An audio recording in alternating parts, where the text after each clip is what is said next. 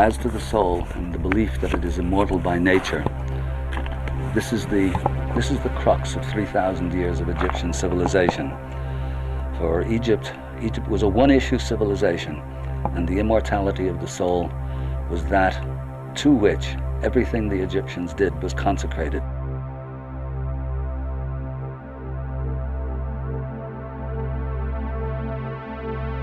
That preoccupation with, almost obsession with, immortality is what is responsible for the tremendous temples, the tombs, the pyramids, and all of the attention that the Egyptians themselves lavished upon death, which was not seen by them as the end, but rather as the threshold to another level of transformation. That which leads, or which can lead, to the immortality of the soul.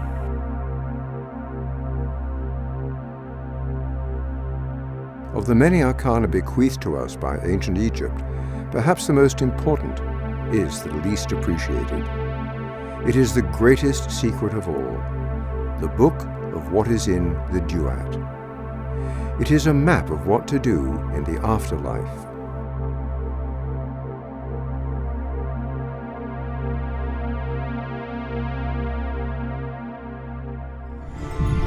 A lost tale, hidden in the stones. Blueprints of a lost art, from a lost world. Behind the veil lies another Egypt, hidden Egypt.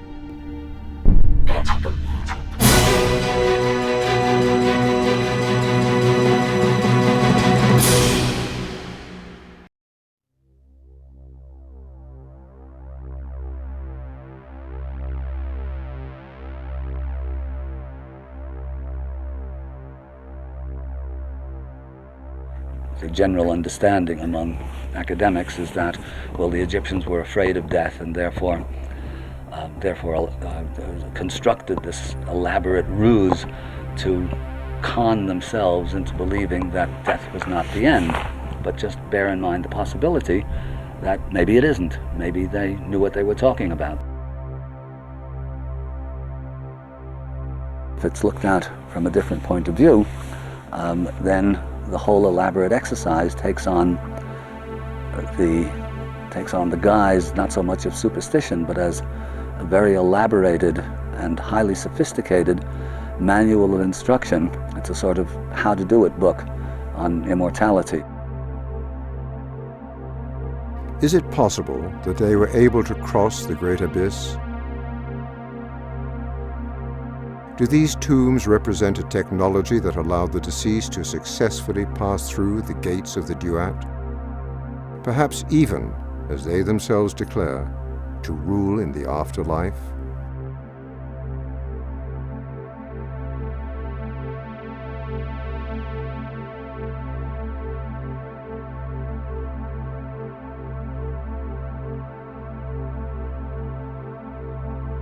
Where could such knowledge come from?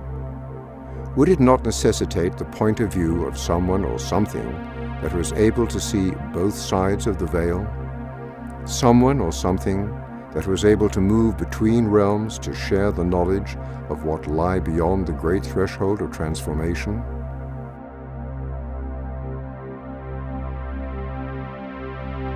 If we take them at their word, we are presented with a very rare privilege indeed.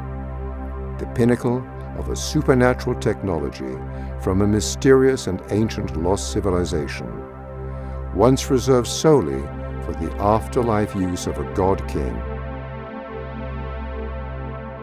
These sacred magical texts may in fact be a roadmap of the afterlife, a magical ladder to heaven.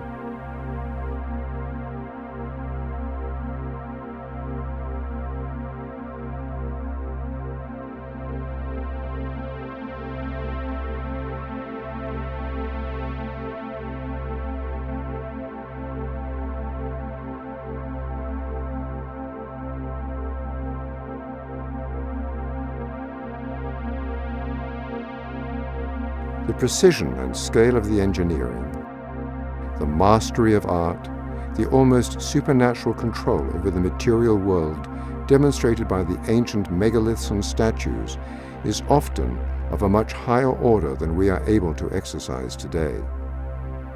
Is there any reason to believe that this same degree of technology might not be brought to bear on the primary focus of the Egyptians, the afterlife? We're in the tomb of Thutmose III, an early New Kingdom pharaoh, and a very great pharaoh. It was Thutmose III who carved out the Egyptian Empire in the Middle East and is often known as the Napoleon of Egypt. In this tomb, we find one of just two complete representations of the book of what is in the Duat. The book of the Duat might be seen as a manual of instruction, a spiritual guide, the traveler's key to enlightenment, you might say. And it provides the information to the deceased pharaoh as to the precise stages that have to be undergone, the precise thresholds that have to be crossed in order to proceed from death itself, which is a threshold in its own right, to rebirth as a divine being, as a new son, as a new Horus. The Book of What is in the Duat details the pharaoh's journey through the Duat or afterlife. It is a handbook of spells and secrets that allow passage through the labyrinthine gates and thresholds of transformation encountered by the deceased. Insofar as is possible, we can at least go through the hours and follow the action. So it starts over here with the scarab in a boat that's perched on the symbol that means water, preceded by 3 water snakes that actually represent larval forms, or you might say the first organic living form which cleaves the waters and divides one into 2. In the first hour, the deceased may expect to be preoccupied with separation. The snakes are associated with separation or division. Seen in this context, they may represent the forces of dissolution or disintegration that become active in the first hour of the Duat. The elemental forces which affect the unbinding of the physical, mental, and spiritual aspects of the self. The form up above in the boat is, you see the deceased within a shrine, ram-headed. The divine spark of consciousness enclosed within matter is represented by the ram-headed Amun, who is depicted here enclosed within his tabernacle. And they're in a boat with a number of divine personages. It's that boat that will eventually take the king, in different forms of that boat, that will take the king through the 12 stages or the 12 hours of the night. The symbolism of a boat on the water demonstrates the consciousness being led through our mysterious interaction with the flow of time, through the landscape of the Duat. Through the hours of the night towards its conclusion, a new dawn and a new day.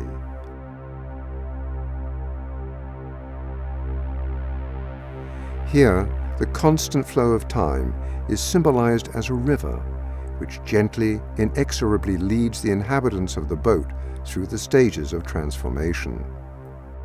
In the second hour, in the middle register, the solar bark sets out with the flesh of Ra enclosed in his tabernacle. This time, in addition to the original retinue, 2 cobras in the prow are identified in red as Isis and Nephthys. The personification of magic occupies the place of she who guides the bark. In the third hour, both upper and lower registers are rich in Anubis and Osiris figures and symbols.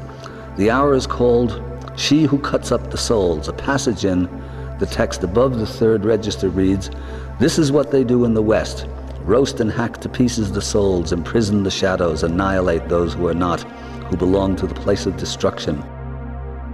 The text is opaque and enigmatic, but the general tenor indicates a purgatorial region that the solar principle must traverse, a descent still deeper into the earth. The Christian conception of hell with all its demons and its hellfire is in all likelihood derived from the Egyptian, but the Egyptian didn't revel in all the details of the smell of the roasting flesh and the pain of the hacked bodies. Rather, they were expressing, basically what the Egyptians were doing was declaring that the souls of those who hadn't done their inner work, or who obstructed those who were trying to do their inner work, ended up in oblivion. In other words, their names, their identities were obliterated.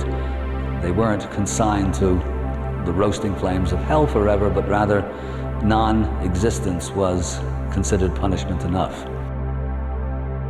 In the fourth hour, the actual coffin is shown descending into the earth, a schematic that actually represents the tombs themselves.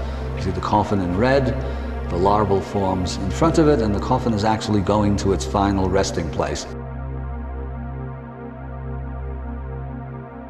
In the fifth hour, the coffin over here has come to its final rest in the bowels of the earth.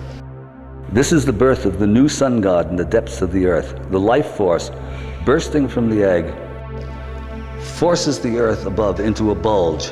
At the nadir of the descent of the solar principle, life bursts from its egg with the potential of rejoining the solar source. The winged serpents no doubt are meant to symbolize this potentiality in one form or another. The egg of Sokar represents the most inanimate state of matter. It's the bowels of the earth. But in the egg itself is spirit, the hawk-headed Sokar, holding apart, again, with the winged spirit and this mysterious triple-headed serpent with the deity at the other end. But the power of immanent life within it. In other words, this represents the power of life to reascend and become spirit. Actually forces a bulge in the earth above it.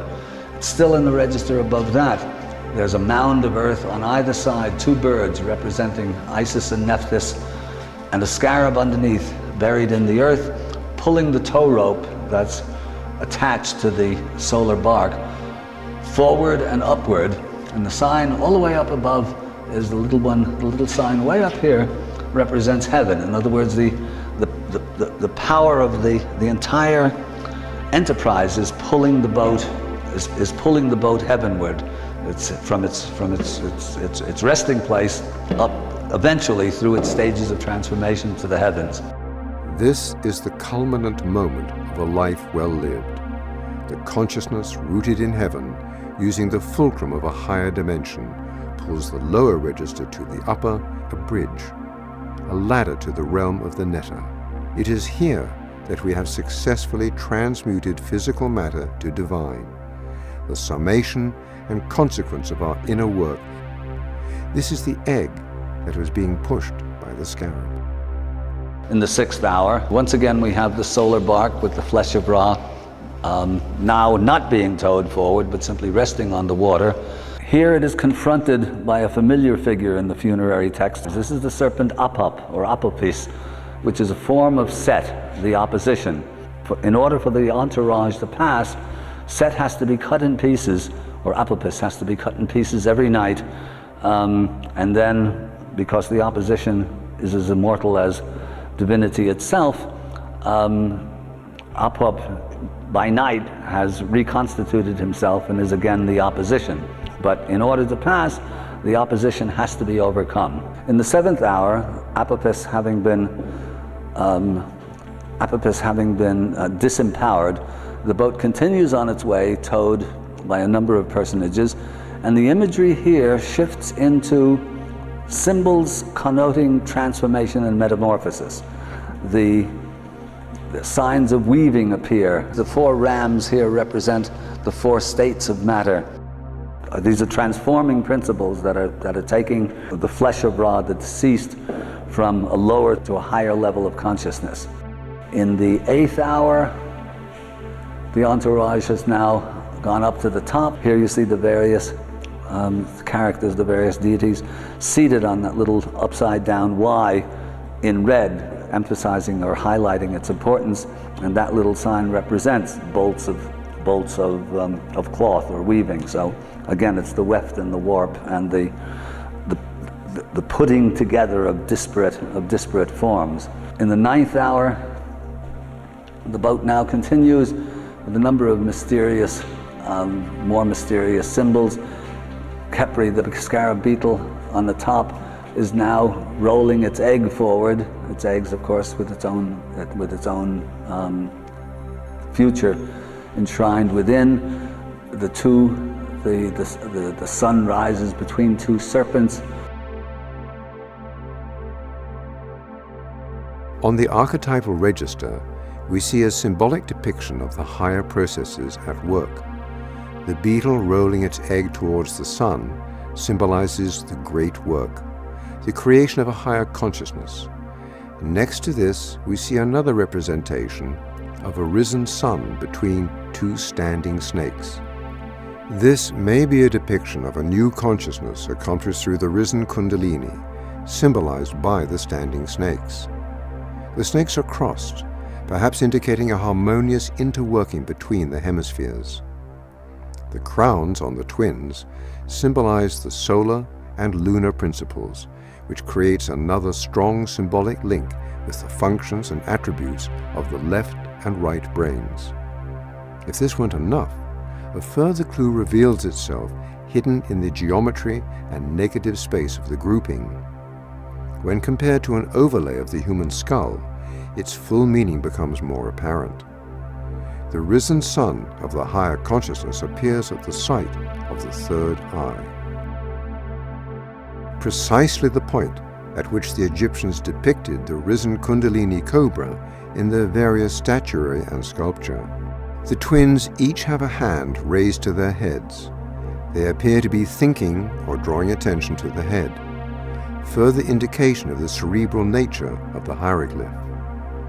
To the right of that is what seems like a depiction of balance, perhaps indicative of the stability achieved through harmony and balance of the poles of consciousness.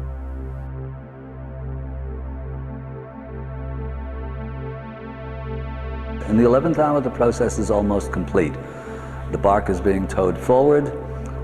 The rope itself now takes the form of the gigantic coiled serpent. The personifications of the hours are transporting or preceding the boat, and once again this is Mehen the enveloper, probably the origin of our familiar figure of speech, the coils of time.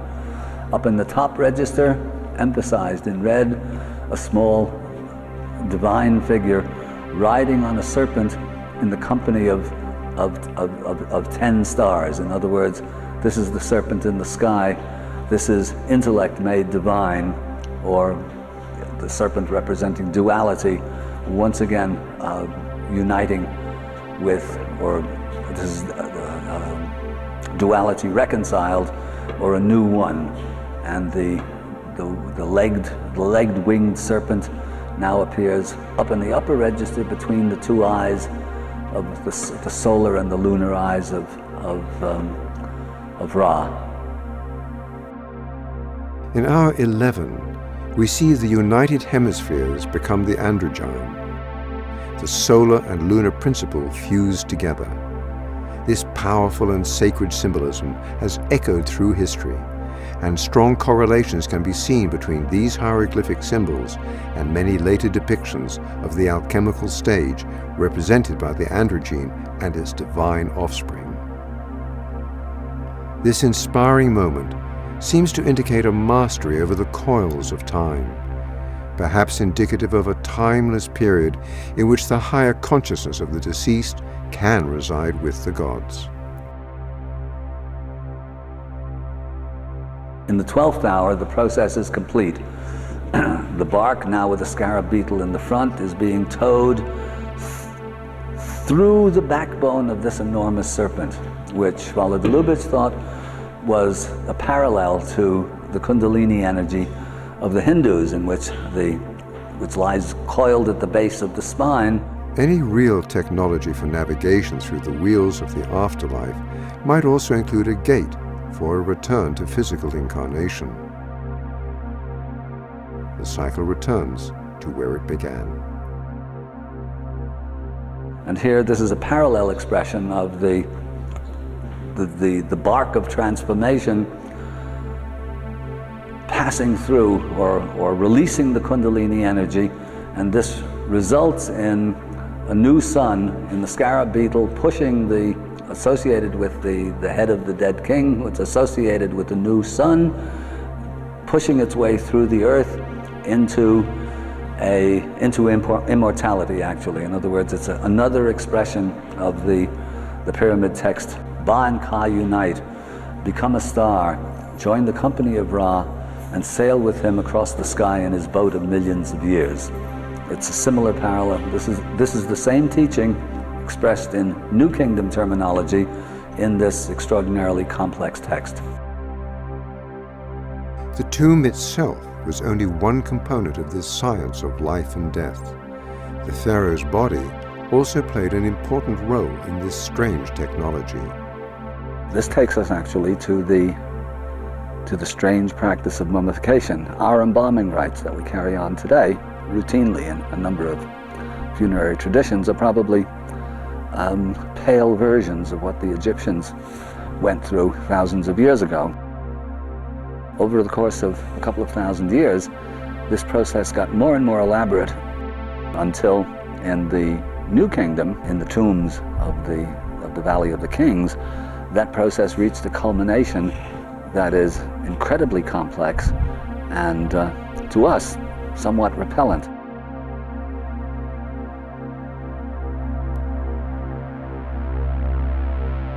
After these 70 days, the mummy is swathed in mummy wrappings and cloth, into which are wrapped all sorts of magical amulets, scarabs, funerary texts themselves, and the body is finally brought to its final resting place. Now, the process seems to us, to say the least, excessive. But if we start from the proposition that maybe the Egyptians knew what they were talking about, it's worth looking at this as something perhaps more than just superstition or an incredible amount of detail lavished upon superstition. Maybe this accounts for both the incredible attention, work, money, time that went into mummifying a dead pharaoh, and this kind of shiver that comes through you when you think of it. There's something repugnant about it. You shouldn't need to have to go through all of that. The thinking was that perhaps as long as the physical body of the pharaoh existed, the discarnate or disembodied Ka, or soul, of the king was not obliged to reincarnate. And that corresponds in its own way to the Tibetan understanding that the objective of the whole exercise of life, you might say, is not to reincarnate, but to become a star and join the company of Ra and sail across the sky in his boat of millions of years. So I can't say if that is actually the explanation, but to me it made sense. It accounted for both the incredible amount of attention paid and that somewhat repellent feeling that you get when you are taught about this process, because it's, in a way, it's a kind of a spiritual dodge, you might say, that you're kind of given as much time as you need to carry on work that is supposed to be done, in theory, during life. And if there is anything to the notion of spiritual work carried on in the disembodied state, then to that, let's say, to that ongoing work, as long as the body remains, the soul is not obliged to reincarnate. And in the case of the mummified pharaohs, if the mummies are not pillaged and ruined and exposed to the elements, if they are actually left in their original resting places, they are there effectively eternally, because they're subject to geological time, not to any other kind of time. The mummies that have been found now and exhumed and examined and studied and x-rayed and so on are in pretty much perfect condition after over 3,000 years. So unpillaged, unstudied, and unexhumed, they'd simply be there forever, until the mountains themselves, or the tombs into which the deep caves that they're buried in themselves are destroyed in some sort of geological cataclysm. In any event, to me, this makes much more sense than simply assuming that the Egyptians were a bunch of superstitious idiots who put all of this incredible amount of attention into preserving the body of a dead pharaoh. The physical body of the pharaoh was rendered timeless, perhaps turned into an open gate, or perhaps a type of anchor. It was heavily supplied with all manner of spells, amulets, talismans, and other forms of magical protection.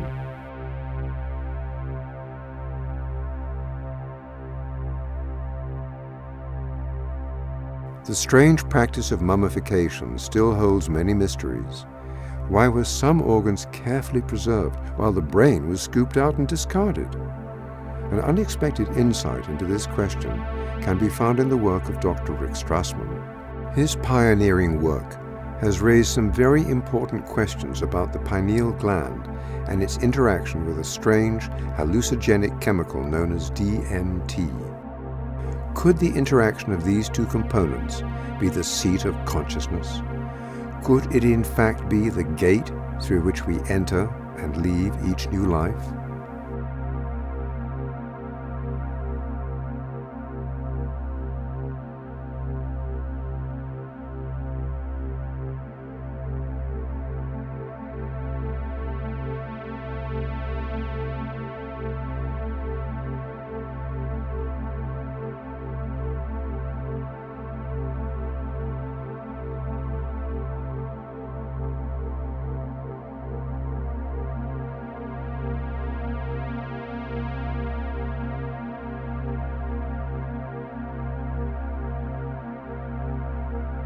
In terms of how the study started, I was interested in seeing if I could determine a biological basis of mystical states.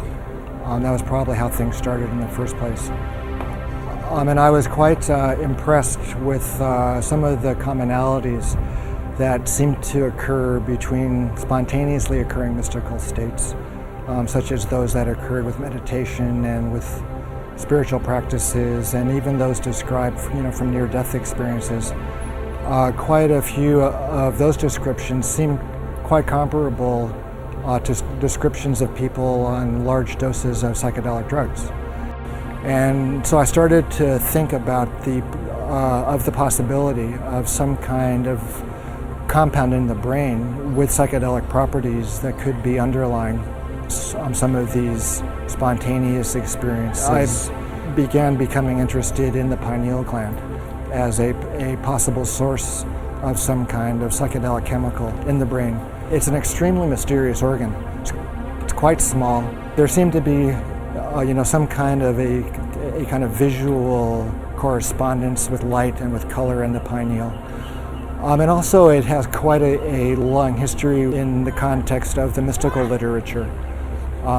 It's been described as the third eye and as the crown chakra, those kinds of things. And it's spoken of as being activated when people attain quite high mystical states.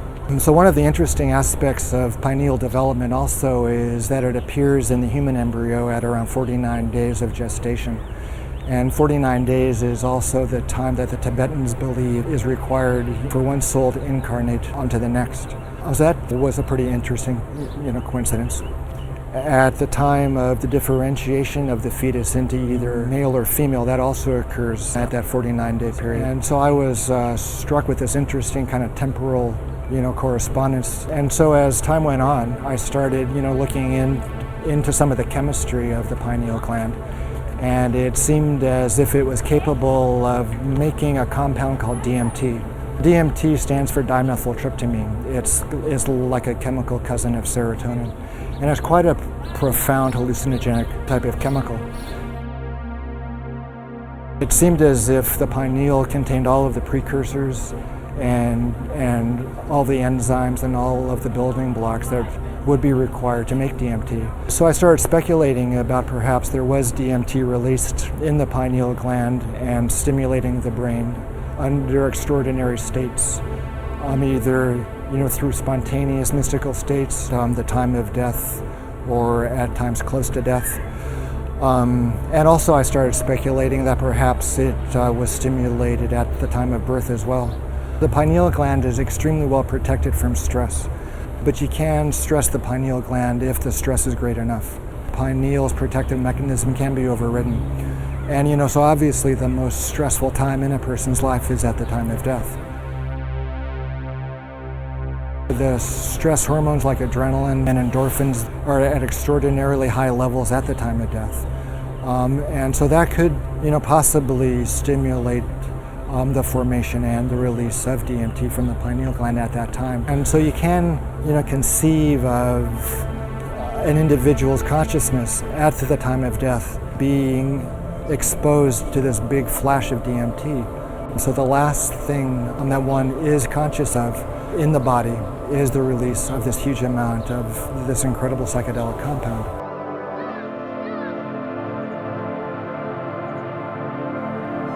During his testing, Strassman discovered that abnormal levels of the chemical DMT triggered states of consciousness that closely paralleled common experiences of an afterlife. Well, that's true. Almost everybody experienced an extremely profound and extremely unmistakable separation of their body and their consciousness from each other. DMT at higher levels acted as a type of catalyst for near-death experiences.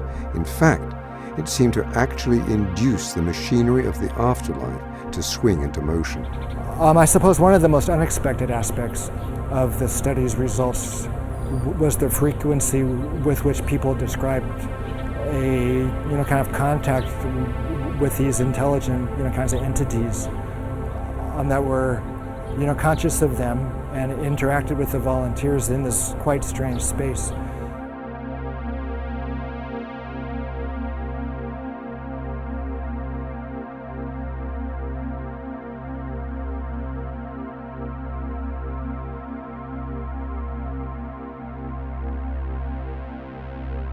So these entities were both helpful and, kind of malevolent as well. Some of the helpers were kind of angelic, while other of these entities were kind of malignant and threatening. And actually a handful of the volunteers experienced, some traumatic encounters with these entities.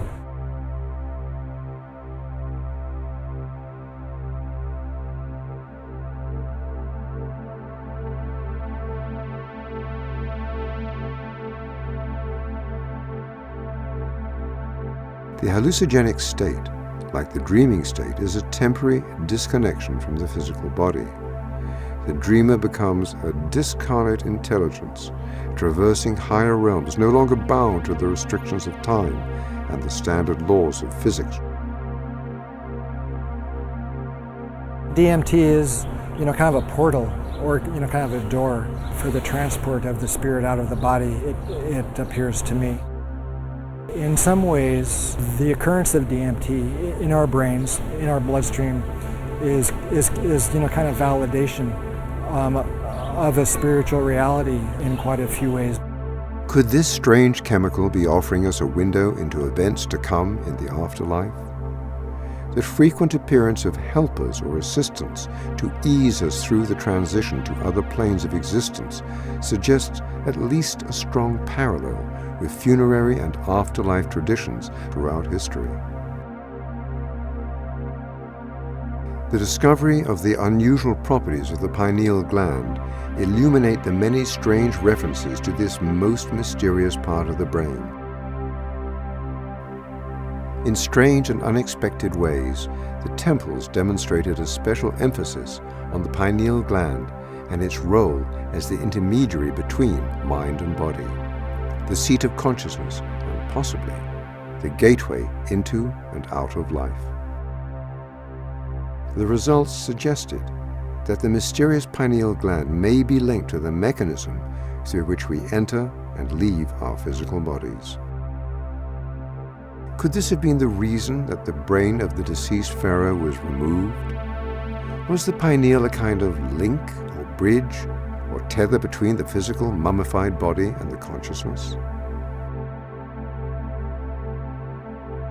From the very beginning of time, we see evidence of a science that described and somehow aided the transition of consciousness from a material existence to existence on a higher plane. It appears as though this science used as its training ground the realm of dreams. The everyday act of dreaming may be a much more mysterious activity than most imagine. It may be a portent of things to come in the afterlife. The strange state of consciousness that one achieves during lucid dreaming might be the secret ability that opens doors in the afterlife.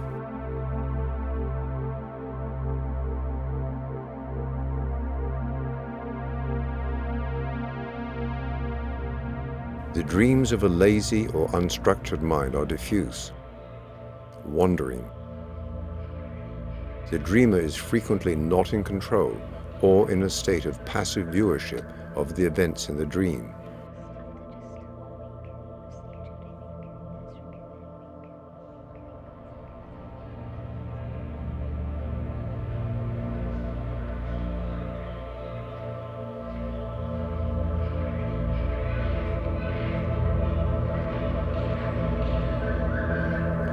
On the other hand, the dreams of a disciplined mind are lucid, meaning that a kind of continuous consciousness bestows upon one the ability to recognize the dream state and consciously act to control it.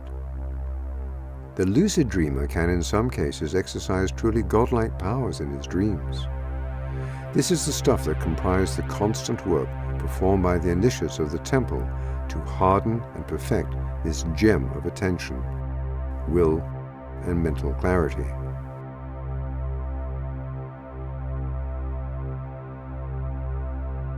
Latter-day rituals call for the ceremonial opening of doors.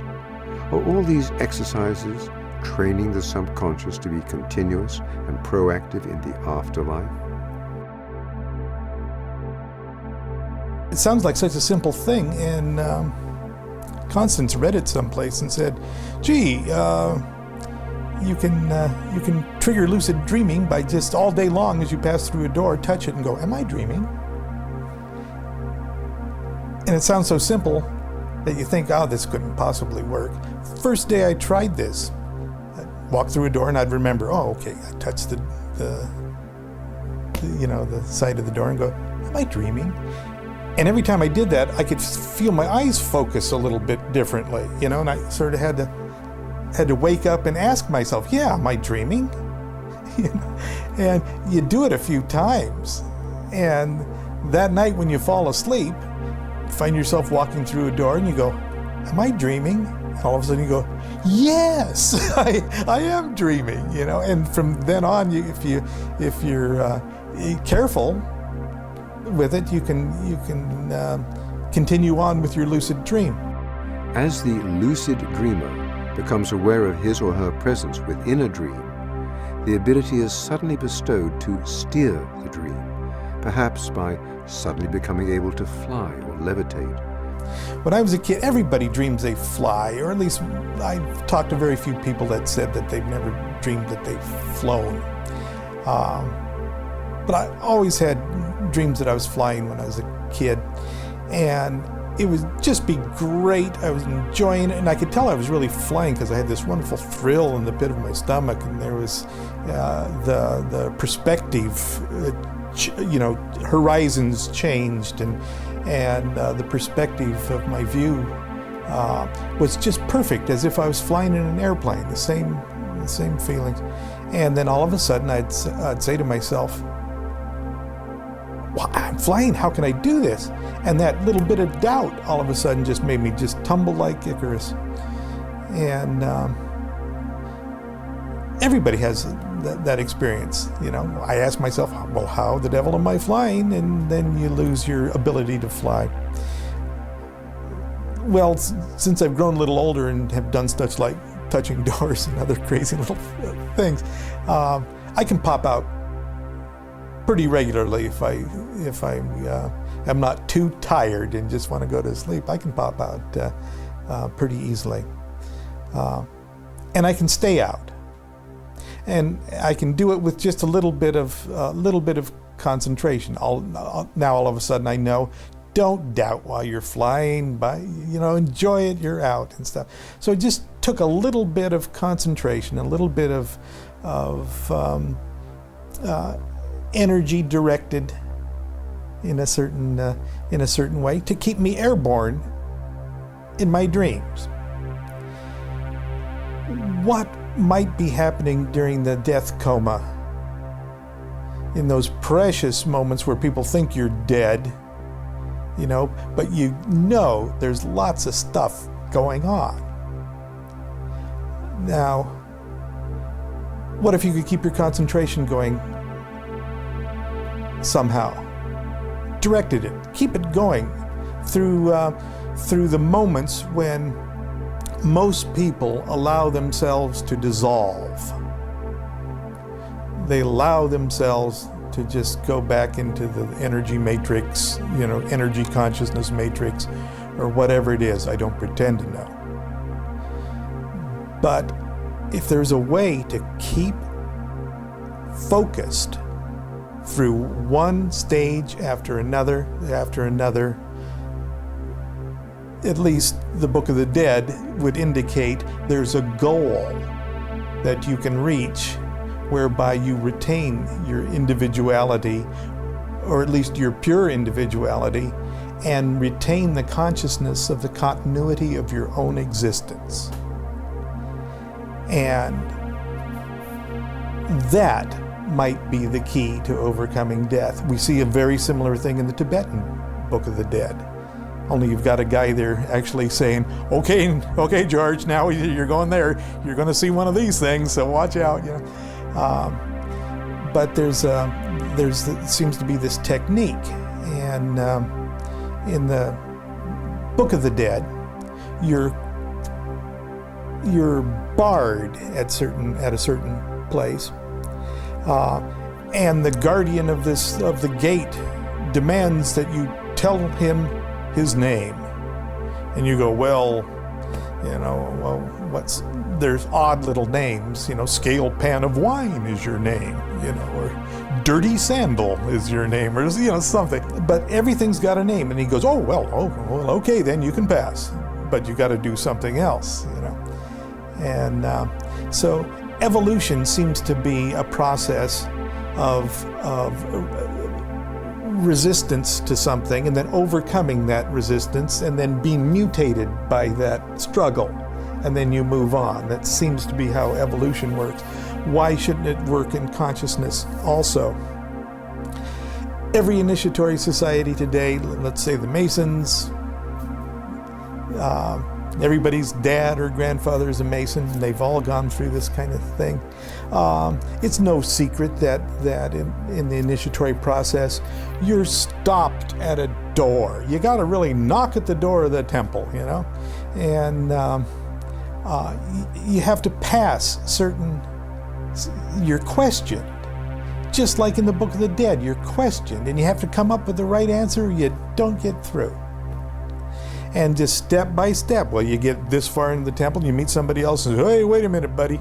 You're not getting past here unless you do something, and then you do that. It's just like in the Book of the Dead, only maybe not as complex. So another thing in Masonry that I think sets it really apart from, and really makes it a mystical organization. Although my father would say, no, it's not a mystical organization, that just pages after pages in the index of Kabbalah, come on, Dad. But what makes it mystical, even with those members who don't have a mystical, bent, is that they have to memorize tons of stuff. The master's lecture is 45 minutes to an hour, depending on the speed.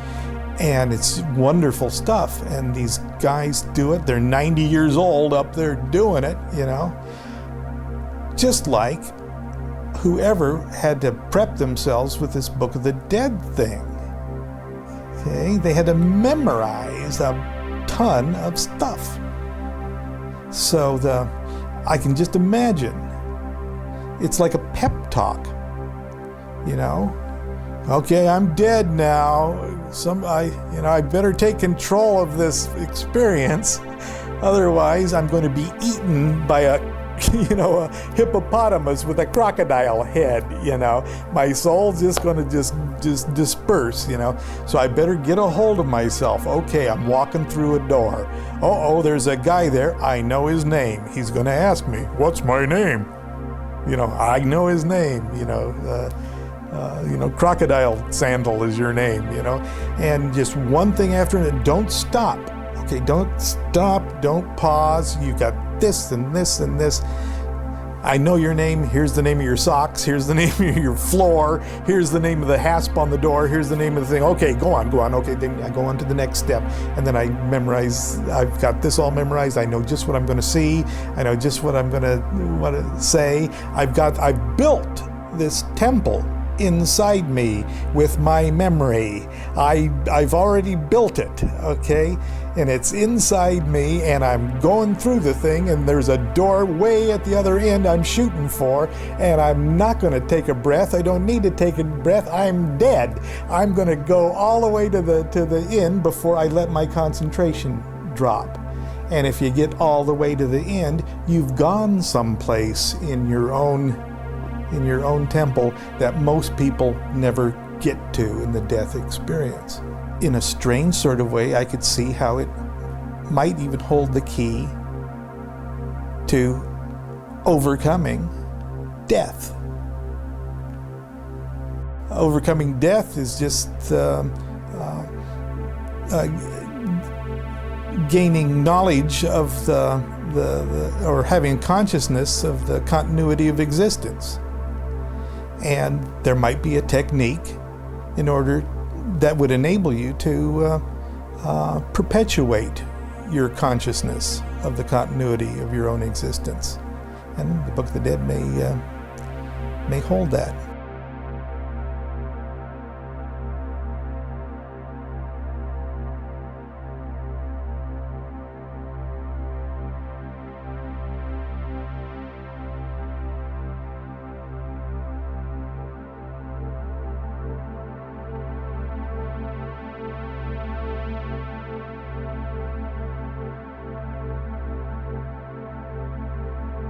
Lucid dreaming may signal the onset of a higher state of consciousness.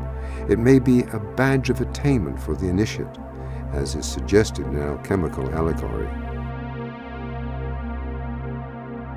The metaphor of the Philosopher's Stone, as applied to lucid dreaming, is a revealing one. Lucid dreams make their first appearance as fleeting moments in the dream state, with conscious work and practical exercises that reinforce the ability to lucid dream. The moments of waking dream time become more extended and controllable. In the metaphor of the Philosopher's Stone, the lesser stone is perfected through a crystallization or hardening, rendering it permanent. From here, we can extrapolate an even higher state, where the disincarnate intelligence of the deceased can be equipped with the mental tools, the strength and persistence of consciousness to remember itself through the transformation process and achieve a lucid afterlife.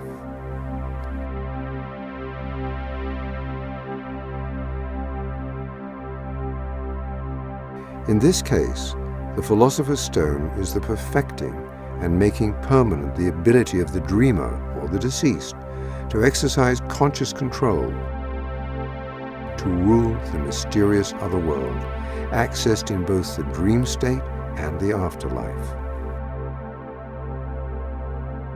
The faculty of imagination seems to be the womb in which the fetus gestates. We can now see the process of perfection of the materia prima come full circle. If the alchemical steps are carefully observed, and the great work is persisted at during life, one's consciousness becomes the purified and perfectly structured Philosopher's Stone, the charcoal that becomes a diamond. It is impenetrable, permanent, and highly valuable. It becomes the permanent vessel of the self through the higher registers.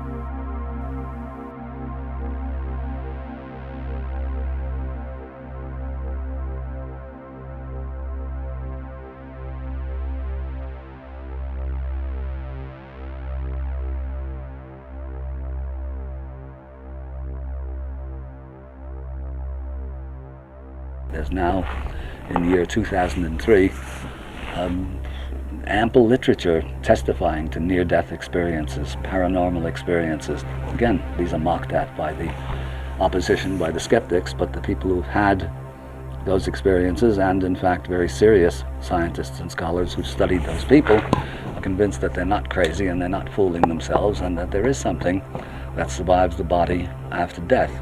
So here in the Valley of the Kings, we see a testament to that Egyptian, call it belief, call it understanding, call it what you will, but in order to get anything out of the concept, and in fact anything out of this episode, it's useful to bear in mind that the Egyptians quite possibly knew what they were talking about when they went to this incredible amount of attention to mummify the body of the pharaoh, and the even more incredible attention that they put into building these fabulous, magically decorated tombs.